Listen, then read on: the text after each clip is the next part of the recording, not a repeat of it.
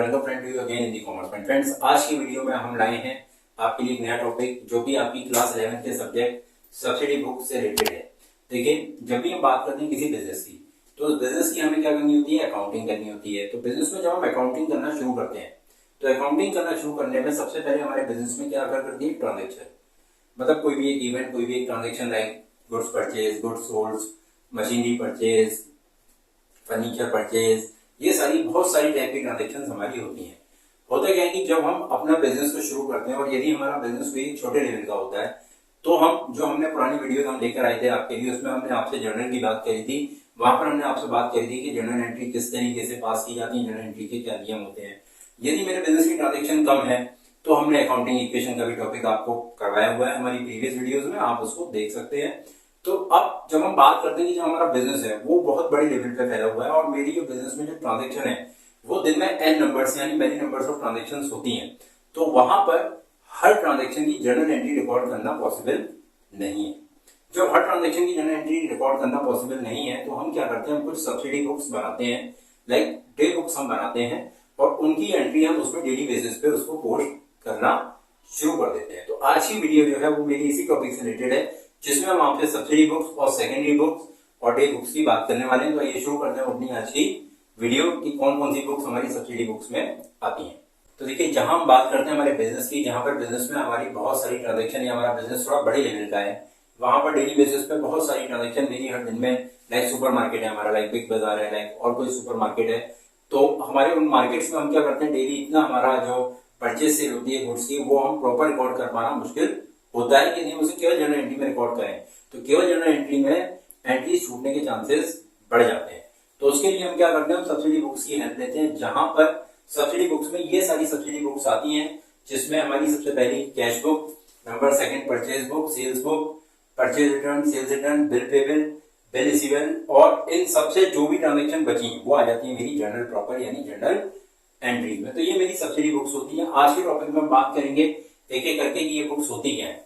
देखिए, होता क्या है कि जब हम बात करते हैं कैश बुक की, तो कैश बुक हमारी वो बुक होती है जिसमें हम सारी cash transaction, all cash transactions को हम रिकॉर्ड करते हैं। लाइक यदि हम फर्नीचर परचेज किया कैश में, तो मेरा कैश बुक में एंट्री आ जाएगी। मैंने गुड्स परचेज किया उधार में यानी क्रेडिट में, तो क्योंकि हम कैश बुक बना रहे हैं, उधार में परचेज करें तो कैश बुक में एंट्री नहीं आएगी। वो एंट्री हमारी किस में आएगी, वो एंट्री हमारी उधार की बुक में आएगी। तो कैश बुक में मेरा कहने का मतलब ये है कि कैश बुक में सारे के सारे जो कैश ट्रांजेक्शन है वो आपके रिकॉर्ड किए जाते हैं। लाइक चाहे गुड्स परचेज करो, चाहे पैसे परचेज करो, चाहे कोई खर्चा कैश में कर रहे हो या बैंक से कर रहे हो, तो वो सब सारे खर्चे हमारे किसमें आ जाएंगे, कैश बुक में। यानी कैश बुक जैसा इसका नाम है उसी के अनुरूप इसका काम भी है कि भाई कैश बुक का मतलब ये है कि सारी कैश ट्रांजेक्शन, यदि आप सब्सिडी बुक्स बना रहे हो और कैश बुक बना रहे हो, तो सारी कैश ट्रांजेक्शन आप किसमें लिख दोगे, कैश बुक में। अब हमारे बिजनेस में बहुत सारी ट्रांजेक्शन होती है, लाइक परचेज। जब हम गुड्स परचेज कर रहे हैं और हम गुड्स जो परचेज करेंगे वो हम दो तरीके से करेंगे।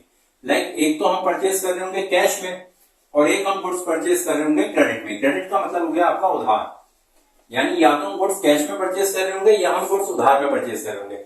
जब हम गुड्स कैश में परचेज कर रहे होंगे तो देखिए, कैश में जो हमने गुड्स परचेज करे तो वो गई मेरी कैश ट्रांजेक्शन, तो वो किसमें चली गई, मेरी कैश बुक में। यानी परचेज बुक में मेरी केवल वो ट्रांजेक्शन आएंगी जो ट्रांजेक्शन मेरी उधार में आपने की है। लाइक आपने गुड्स परचेज किए टू राम, तो अगर आपने गुड्स परचेज किए राम से, उसको कैश नहीं दिया, तो वो आपकी परचेज बुक में एंट्री आएगी। कैश की एंट्री कैश बुक में चली गई, उधार की सारी एंट्री परचेज से रिलेटेड वो आपकी किसमें आ जाएंगी, परचेज बुक में। इसके बाद परचेज के बाद दूसरी ट्रांजेक्शन हो सकती है आपकी सेल।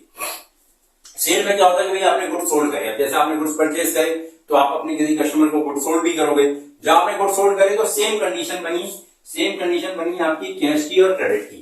कैश और क्रेडिट मतलब आइदर आप सेल या तो कैश में कर रहे होगे या आप सेल क्रेडिट में कर रहे होगे। जब आप सेल कैश में कर रहे हो तो सेम कैश ट्रांजेक्शन हो गई, तो वो सेल्स आपकी जो कैश की है वो आपकी कैश बुक में चलेगी। अब बची उधार की एंट्री, तो जो भी आपने उधार में सामान बेचा, जैसे गुड सोल्ड टू सोहन या गुड सोल्ड टू एक्स ₹10,000, तो वो जो आपने उधार में सामान बेचा है उसकी ट्रांजेक्शन आपकी सेल बुक में आ जाएगी।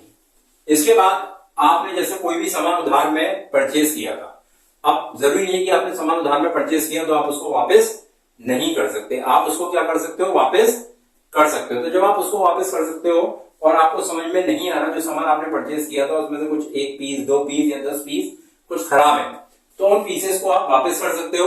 तो जो सामान आपने उधार में परचेज किया था और यदि आप उसको रिटर्न कर रहे हो तो वो एंट्री मेरी किसमें आ जाएगी, परचेज रिटर्न में।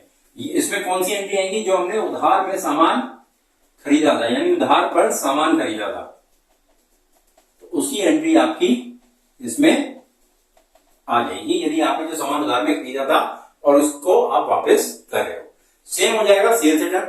सेल्स रिटर्न में क्या होगा, जो सामान आपने उधार में बेचा था और वो सामान आपके पास वापस आ रहा है, तो वो किसमें आ जाएगा, सेल रिटर्न बुक में। इसके बाद जब आपने सामान उधार में परचेज किया, तो हो सकता है जिससे आपने सामान परचेज किया उसने आपसे बिल लिखवाए होंगे। जब उसने आपसे बिल बनवाए तो बिल्स बनवाने के बाद उसने एक बिल आपको दिया, वो बिल जब आप उधार में परचेज करते हो तो वो बिल आपका किसमें आ जाएगा, बिल पे बिल में। यानी उस बिल की एंट्री जो आपको उधार आपको देना है या आपको चुकाना है, उसकी एंट्री आपकी आ जाएगी बिल पे बिल में। इट मींस आपने उधार में सामान परचेज किया और 1 महीने बाद 2 महीने बाद आपको सामान का पेमेंट करना है, तो उसकी एंट्री किसमें आ जाएगी, बिल पे बिल बुक में। इसके बाद बिल रिसीवेबल बुक आपकी आएगी सेल्स। जब भी हम सेल्स करेंगे उधार में, तो उधार में सेल करने के बाद जो भी मेरा उधार में मेरे को एक बिल मिल सकता है या मैं दे सकता हूं पार्टी को कि भाई ये बिल है, आपने मुझसे कमिटमेंट किया है, आप मुझे 1 महीने बाद या 10 दिन बाद पेमेंट दोगे, जो कि ये मेरे क्या कहलाते हैं, ये दोनों मेरे प्रोमिसरी नोट भी कहलाते हैं, जो कि अभी हम आगे आपका जो टॉपिक कवर करेंगे बिल्स ऑफ एक्सचेंज, तो उसमें भी हम आपसे इसके बारे में डिस्कशन करेंगे। तो ये प्रोमिसरी नोट होते हैं जो कि ये वचन देते हैं कि भाई हम इस तारीख तक या तो पैसा यदि उधार में सामान लिया तो पेमेंट कर देंगे, या हम ग्राहक से वचन देते हैं कि भाई आपको इतने दिनों में हमें पेमेंट करना है। जब हम कहते हैं कि भाई हम पेमेंट कर देंगे तो वो मेरा होता है बिल पे बिल, और जब हम कहते हैं कि भाई सामान ग्राहक हमें पेमेंट करेगा यानी हमें मिलेगा, तो वो मेरा आता है बिल रिसीवेबल में। अब इनमें से जितनी भी transaction like cash purchase sale के बाद जो भी ट्रांजेक्शन मेरी बच गई वो मेरी आ जाती है जर्नल प्रॉपर में। अब हम बात करेंगे कि सर सारी ट्रांजेक्शन तो हो गई, अब इसमें कौन सी ऐसी ट्रांजेक्शन बची जो मेरी जर्नल प्रॉपर में आएंगी। तो ये मेरी जो जर्नल प्रॉपर में ट्रांजेक्शन आ सकती है, लाइक डेप्रिसिएशन, ये आपकी ट्रांजेक्शन है, लाइक आपकी transaction IOC interest on capital, आपकी ट्रांजेक्शन आईओडी ये आ सकती है, या आप मान के चलो और भी अगर कोई ट्रांजेक्शन है जो कि आप कर रहे हो, लाइक आप ड्राइंग कर रहे हो तो ड्राइंग आपकी उसमें एंट्री आ सकती है। ड्राइंग में आप कैश ना देकर कुछ सामान दे रहे हो, तो ये जो भी एंट्री जो कैश में नहीं आ रही या जो हमारे परचेज या सेल से संबंधित नहीं है, परचेज या सेल का यहाँ पे एक्चुअल मीनिंग है जिस चीज का हम बिजनेस कर रहे हैं, यदि हम उसको परचेज या सेल करेंगे तो वो मेरी इसमें एंट्री आएगी। अदरवाइज यदि कुछ और चीज परचेज या सेल कर रहे हैं तो वो उसमें एंट्री नहीं आएगी। फॉर एग्जाम्पल मैं फर्नीचर का व्यापारी हूं और मैंने फर्नीचर परचेज किया तो वो मेरी, और मैंने फर्नीचर उधार में परचेज किया तो मेरी एंट्री परचेज बुक में आ जाएगी। और यदि मैंने फर्नीचर उधार में बेचा तो वो मेरी सेल्स बुक में एंट्री आ जाएगी। लेकिन यदि मैं फर्नीचर का व्यापारी हूं और मैंने अपने लिए मोबाइल फोन खरीदा, तो मोबाइल फोन खरीदा मेरा वो बिजनेस का खर्चा तो है, बट वो मेरे बिजनेस की सेल परचेज से रिलेटेड डायरेक्ट नहीं है, तो उसकी एंट्री मेरी किसमें आ जाएगी, जर्नल प्रॉपर में। अब यदि हम बिल्कुल शॉर्ट में बात करें तो शॉर्ट इसका ये है कि जो भी हम कैश बुक बनाते हैं, कैश बुक में सारी कैश की ट्रांजेक्शन आती है, और जितनी भी हम बुक्स बनाते हैं, लाइक हम बना रहे हैं purchase book, sales book, purchase return book, इन सारी बुक्स में केवल वो ट्रांजेक्शन आती है जो हम उधार में यानी क्रेडिट में करते हैं।